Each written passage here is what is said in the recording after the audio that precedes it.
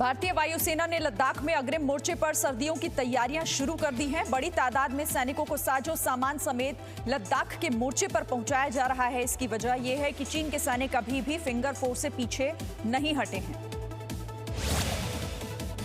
America ने TikTok app पर प्रतिबंध की दिशा में बड़ा फैसला लिया। यूएस के सीनेट पैनल ने टिकटॉक पर बैन का बिल लाने को मंजूरी दे दी है। अमेरिकी सरकार में टिकटॉक के इस्तेमाल पर प्रतिबंध के लिए बिल लाया जाएगा। इंडिया आइडिया समिट में प्रधानमंत्री नरेंद्र मोदी वीडियो कॉन्फ्रेंसिंग के जरिए शामिल हुए और अपने संबोधन में प्रधानमंत्री मोदी ने अमेरिका को भारत के हर क्षेत्र में निवेश का न्योता दिया। प्रधानमंत्री ने भारत और अमेरिका को जीवंत लोकतंत्र और प्राकृतिक सहयोगी भी बताया।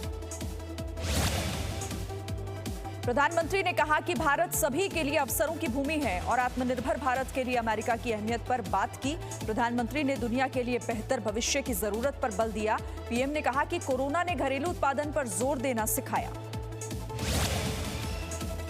विदेश मंत्री एस जयशंकर ने भारत अमेरिका संबंध को लेकर बड़ा बयान दिया है। उन्होंने इंडिया आइडिया समिट में कहा कि भारत और अमेरिका में बड़े एजेंडे तय करने की क्षमता है। दोनों देशों को मिलकर बड़ा सोचना होगा।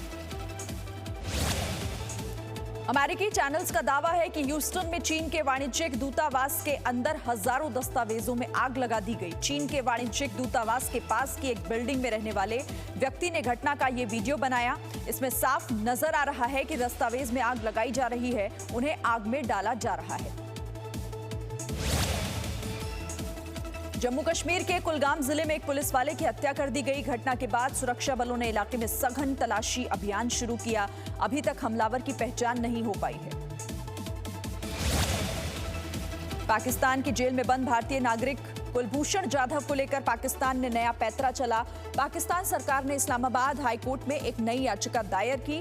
याचिका में कोर्ट से जाधव के लिए वकील नियुक्त करने की मांग की। भारत सरकार से विचार किए बिना कदम उठाया।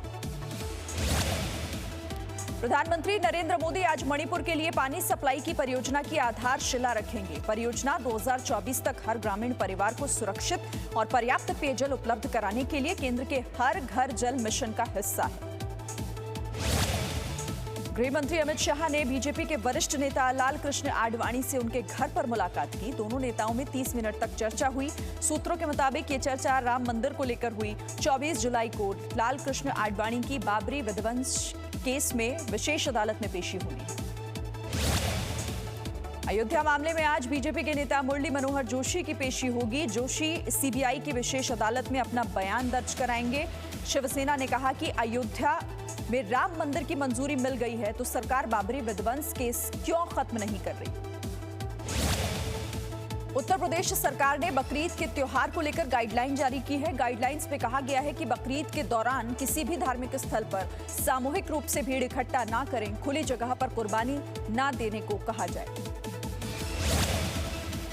गलवान घाटी में शहीद हुए कर्नल संतोष बाबू की पत्नी संतोषी को तेलंगाना सरकार ने डिप्टी कलेक्टर के पद पर नियुक्त किया है। मुख्यमंत्री चंद्रशेखर राव ने शहीद कर्नल संतोष बाबू की पत्नी संतोषी को नियुक्ति पत्र दिया।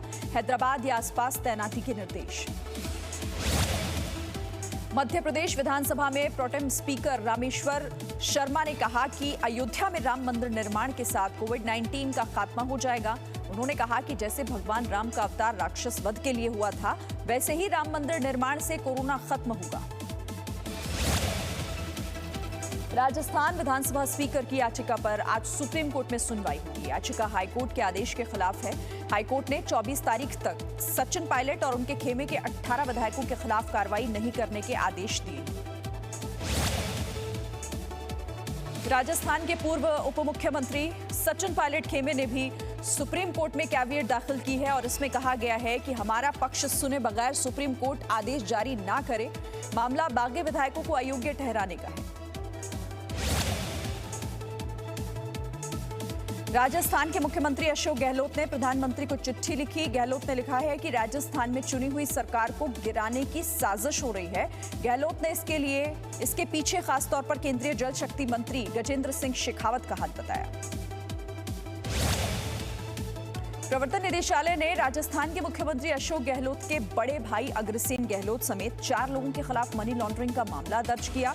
ईडी ने इस कार्रवाई के साथ 150 करोड़ रुपए के फर्टिलाइजर घोटाले में अग्रसेन गहलोत के कई ठिकानों पर छापे मारे।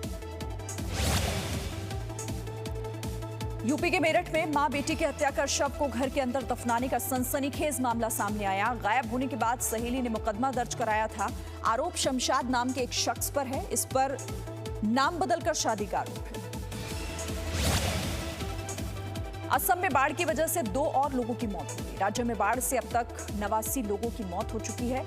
असम में बाढ़ से 26 जिलों के 26 लाख से भी ज्यादा लोग प्रभावित हुए हैं। 45,000 से ज्यादा लोगों को अब तक राहत कैंपों में शिफ्ट किया गया है। असम में हो रही बारिश थमने का नाम नहीं ले रही। कल ब्रह्मपुत्र नदी का जलस्तर खतरे के निशान से 8 सेंटीमीटर ऊपर बहा। प्रभावित इलाकों में आपदा प्रबंधन की टीम तैनात है। असम में बाढ़ से निपटने के लिए केंद्र सरकार ने 346 करोड़ रुपए की मदद का ऐलान किया है।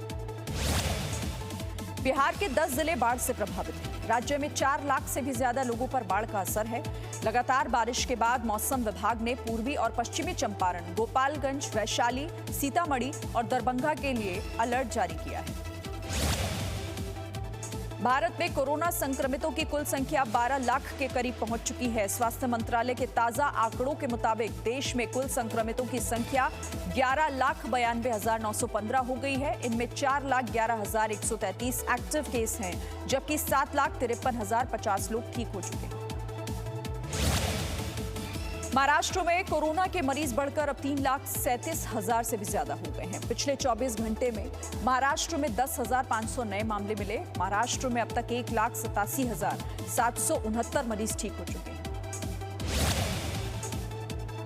मुंबई में कोरोना मरीजों की संख्या 1,04,678 हो गई। मुंबई में पिछले 24 घंटों के दौरान कोरोना से 58 मौतें हुई हैं। धारावी में पिछले 24 घंटों के दौरान कोरोना के 5 नए केस सामने आए। Presenting V News app, available on Google Play and App Store. Download it now.